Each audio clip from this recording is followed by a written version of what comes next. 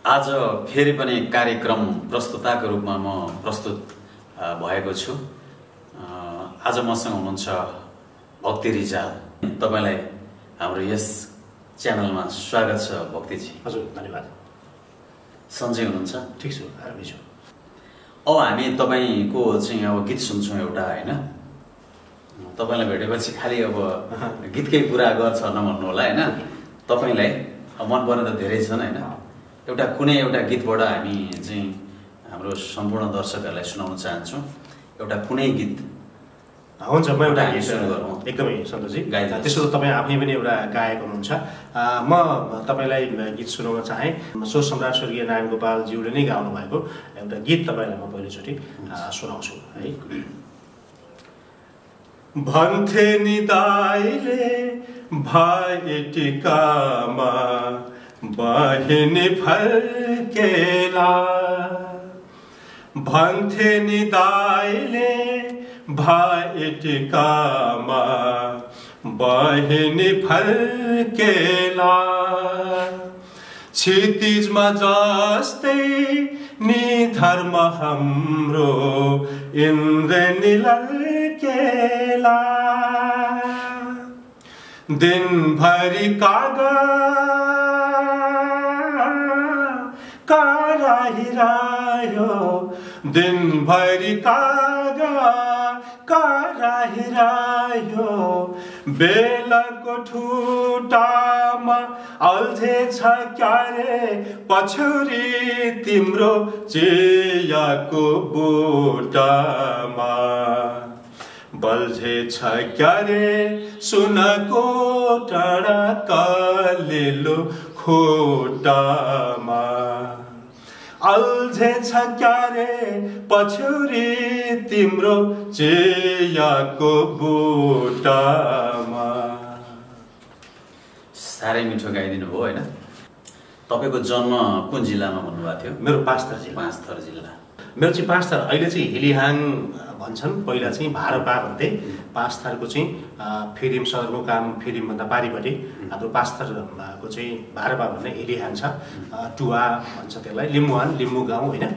त्यहाँ चाहिँ एकदमै रमाइलो छ मलाई। विशेष त अब लिम्बू हाम्रो चाहिँ अब लिम्बुवानमै, लिम्बू गाउँमै ठुलो लिम्बूहरूको बस्ती मलाई अहिले पनि सम्झना छ। वीरेन्द्र योङहाङ मेरो एकदमै नजिकको साथी, अर्को हर्क भन्ने मेरो एकदमै मिल्ने साथी हुनुहुन्थ्यो, अर्को साथी पनि, होइन?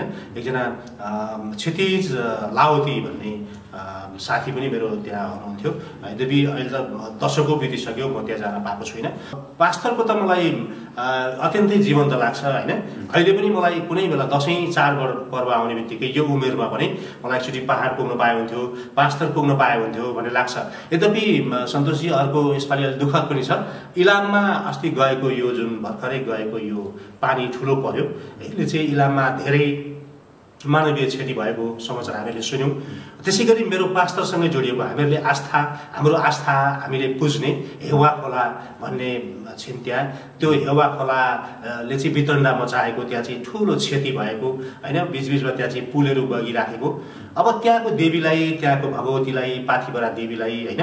अथवा त्यहाँको फालेरुङलाई, त्यहाँको एकतिनलाई, त्यहाँको चाहिँ नि मौलोलाई, अथवा के कुराले चाहिँ अलिकति अपुग भएको हो कि हामी सांस्कृतिक रूपमा अलिकति विचलित भयौँ र चाहिँ प्राकृतिक प्रकोप पनि बढ्दै गएको हो कि भन्ने पनि छ।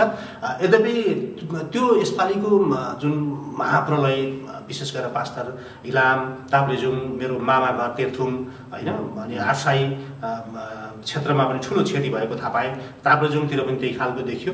अलिकति उ छ, तर पनि अब यसपालि नभए पनि अर्कोचोटि चाहिँ पाँचथरसम्म गएर दसैँ चाहिँ मनाउने भन्ने रहर छ मलाई। भनेपछि अर्को प्रसङ्ग मैले जोडेँ। तपाईँ एउटा चाहिँ प्रोफेसनल समाचार वाचक।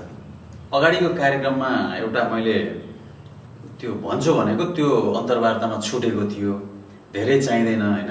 मलाई 2 लाइन अथवा 3 लाइन अथवा 1 लाइन तपाईँको चाहिँ जुन तपाईँले जसरी वाचन गर्नुहुन्थ्यो रेडियोमा समाचार, तपाईँ एउटा समाचारको लागि एउटा ब्रान्डमै सम्झिन्छु म चाहिँ, होइन?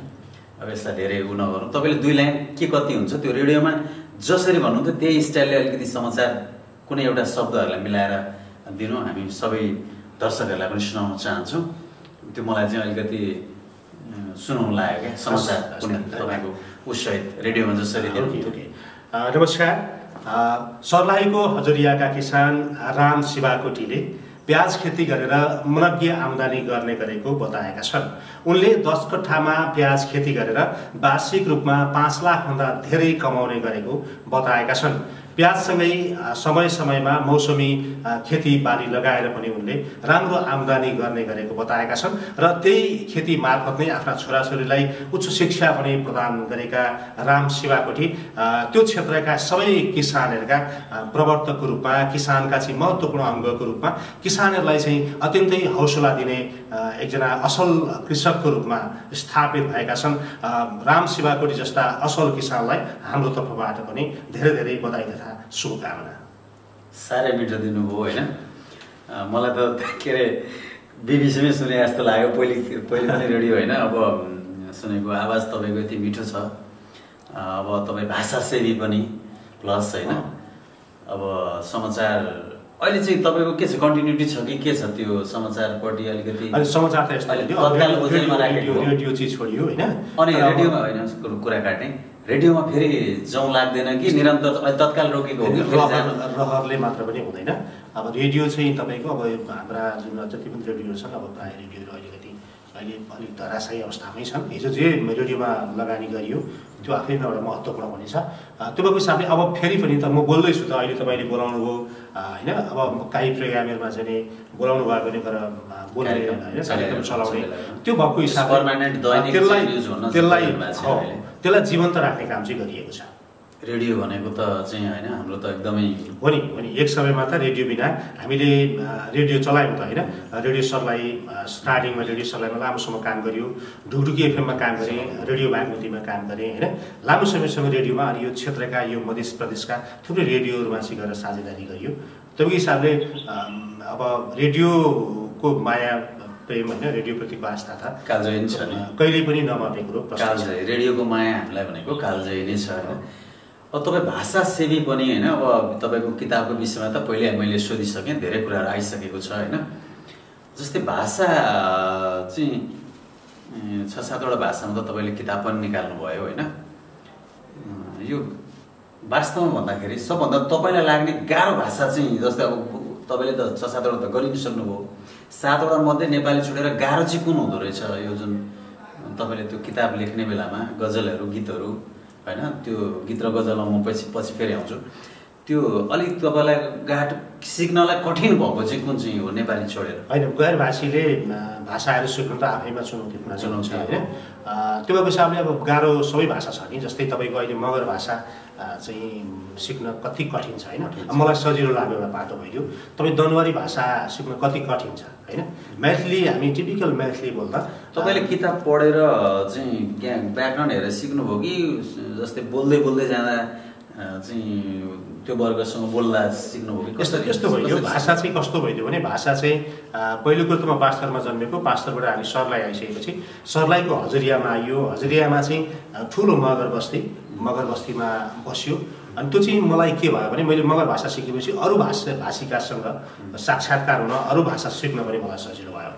त्यो भएको हिसाबले मैले मगर सिकेँ, त्यसपछि मैथिली सिकेँ, भोजपुरी सिकेँ, दनवारी सिकेँ, माझी सिकेँ होइन। जस्तै बुझेँ मैले, जस्तै नयाँ पिँढी जस्तै होइन भाषा एउटा भन्दा नजान्नेले अन्य भाषाहरू सिकेर म केही भाषाहरू सिक्दै बुझ्दै जान्छु भन्नेलाई तपाईँको सन्देश चाहिँ के छ?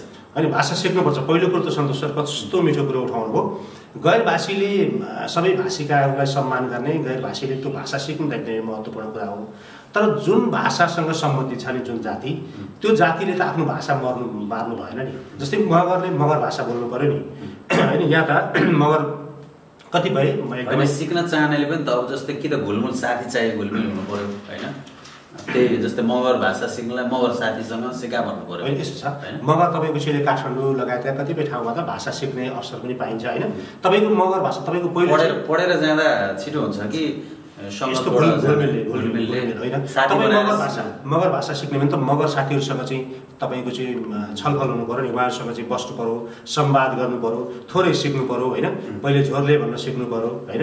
होइन टेक्निकली उहाँहरूका कुराहरू त सिक्दै जानु पर्यो नि अनि अभ्यस्त हुनु पर्यो अप टु डेट हुनु पर्यो तपाईँले कति लगभग कति महिना अथवा वर्ष कति समयमा चाहिँ अलिकति बोलेर अगाडि बढ्न सक्छ मलाई त्यस्तो भएन मलाई त मलाई लाग्छ 6 महिना वर्ष दिनभित्रमै यी सबै भाषाहरू जुन भाषिकासँग चाहिँ म अलिकति नजिक भएँ मलाई 6 महिना वर्ष दिनभित्रमै मैले सबै भाषा सिकेँ भन्ने लाग्छ मलाई चाहिँ त्यस भाषा तपाईँले भाषासेवी पनि तपाईँलाई म भन्न रुचाउँछु होइन अब 7वटा भाषा भनेको ख्याल कुरो होइन नि अब जस्तै मलाई 1-2टा अब त्यो एउटा त नेपाली त भइहाल्यो अब एउटा कुनै भाषा बोल अर्को भाषा भन्यो भने सिद्धियो मलाई आउँदैन होइन हामीले बुझ्ने भाषा भनेको अब हिन्दी सिनेमाले गर्दा हिन्दी बुझिन्छ इङ्ग्लिस अलिअलि पढेको हुनाले आजकलको इङ्ग्लिस होला त्यो पनि हुन्छ अनि नेपाली त्यहाँबाट अर्को भाषा बोल भन्दाखेरि सिद्धियो होइन यो त ठुलो कुरो 7वटा भाषा भनेको जो कोहीसँग हुँदैन त्यो तपाईँसँग भएको हुनाले तपाईँले जान्नुभएको छ राम्रो होइन हामी सम्मान गर्छौँ भाषासेवी नै भन्न रुचाएँ मैले अहिले यति बेलालाई अब फेरि हामी एउटा गीत सुन्छौँ तपाईँको होइन कुनै एउटा मैले फेरि अर्को गीत सुनाएँ सुन्छौँ तिम्रै निम्ति चुरा धागो मायाको चिनो लिएर मिठा मिठा कुरा जति मनमा साँचेर तिम्रै निम्ति चुरा धागो मायाको चिनो लिएर मिठा मिठा कुरा जति मनमा साँचेर डाफे सरी झै म बेग मारी झुल्कोला सामुमा म तिमीलाई भेट्न आउँदैछु फर्की रमाइलो गाउँमा बिछोडको पीडा नसकी खप्न दसैँको बेलामा तिमीलाई भेट्न आउँदैछु फर्की रमाइलो गाउँमा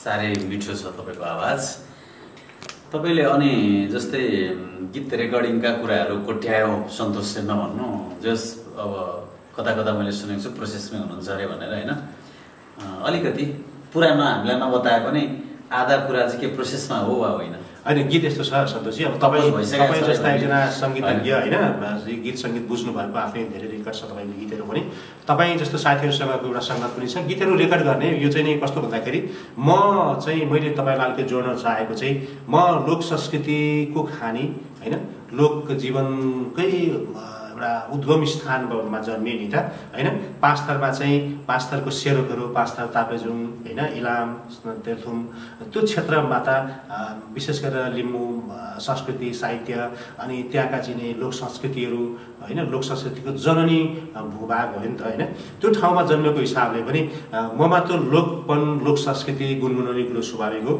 मलाई भित्र रहर पनि केही गीत चाहिँ रेकर्ड गरौँ भन्ने चाहिँ लागेको छ र म त्यसको अलिकति तयारीमा त्यो अब यहाँ शब्द त हामी नखोलौँ अलिकति त्यो अस्ति हिजो कि अस्ति मलाई भन्नुभएको शब्द त्यही सेरोफेरोमा आउँछ त्यो शब्दले चाहिँ रेकर्ड के अरे कम्पोज त मलाई थाहा छैन शब्दले चाहिँ मलाई चाहिँ छोएको छ है हजुर हजुर सेरोफेरो होइन शब्द त्यो छ राम्रोसँगले गीत बिग्रिन नदिनु होला म्युजिक र कम्पोज राम्रो लगभग छ नै होइन मैले नसुनेको होइन हुन्छ नि किन राम्रो व्यक्ति समात्नु भएको छ अब त्यो गीत आएपछि मलाई चाहिँ लाग्छ राम्रो होला बोल्ला भन्ने म चाहिँ अपेक्षा लिएको छु होइन अब हामी कार्यक्रमको अन्त्यमा पनि छौँ होइन तपाईँसँग पहिले बस्दाखेरि मैले सुनेको चाहिँ त्यति बेलाको एउटा गीत गाउनु त त्यो दिन तपाईँले धेरै गाउनुभयो सबै नै राम्रा थिए मध्ये त्यति बेला पनि मलाई छोयो भनेको थिएँ त्यही गीत म फेरि सुन्न चाहेँ होइन ओके त्यो जुन कुन भने मैले भन्नु त्यही चाहियो मलाई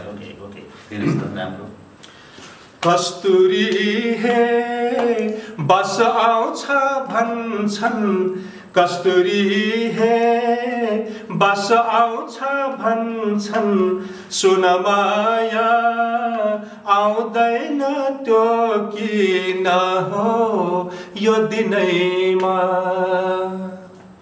पहिले माया हाँसेर लायो पहिले माया हाँसेर लायो सुन माया अहिले पो चाल पायो हो यो दिनैमा। तपाईँलाई यो गीत फेरि पनि गाउन लाग्ला भनेर सोचेको थिएन होइन? होइन मलाई एकदमै तपाईँ गीत सङ्गीतलाई होइन, त्यहाँ तपाईँले धेरैवटा गाउनु भयो, सबै राम्रो थियो त्यो एपिसोडमा हाम्रो होइन, जुन इन्टरभ्यू हाम्रो युट्युबमा हेर्न पनि सकिन्छ होइन। अब त्यहाँ पनि छुन्छ भनेको त्यहाँ छोयो होइन, अनि मैले त्यही चाहिँ अहिले फेरि सम्झेँ कि तपाईँले त्यो अहिले पनि यो चाहिँ जति मैले त्यहाँ पनि भनेको थिएँ, जति गाए पनि जति सुने पनि म चाहिँ थाक्दिनँ भनेको थिएँ कि।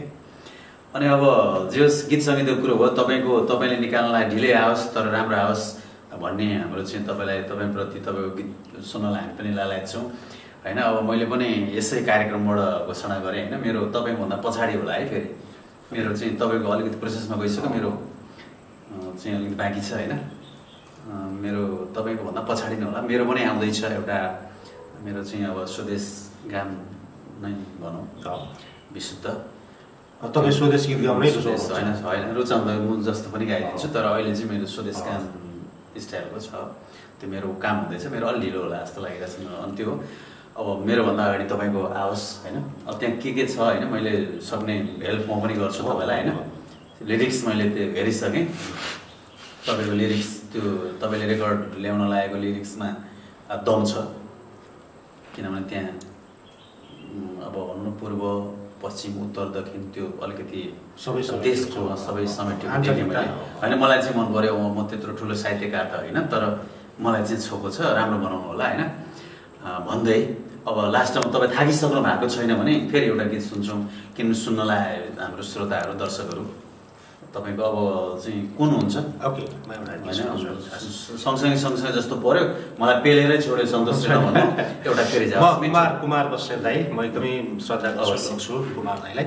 लाई बरिलै गाउँका केटी सबैलाई शनिशको बेथाले घुमाउँदा हेलामा गर्छन् हामीलाई।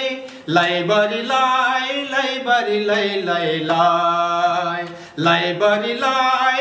बरी लै गाउँका केटी सबैलाई शनिशको बेथाले घुमाउँदा हेलामा गर्छन् हामीलाई। लाई बरी लाई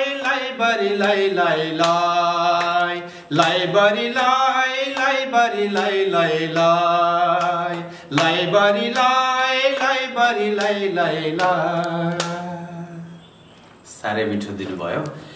अब यो हाम्रो छोटो आजको बसाइमा होइन, अब तपाईँ कता जान लागेको मान्छेलाई फेरि पहिलेको जस्तै गरी मोडेर मैले होइन गफ गराउनु त भनेर चाहिँ यता ल्याएँ होइन।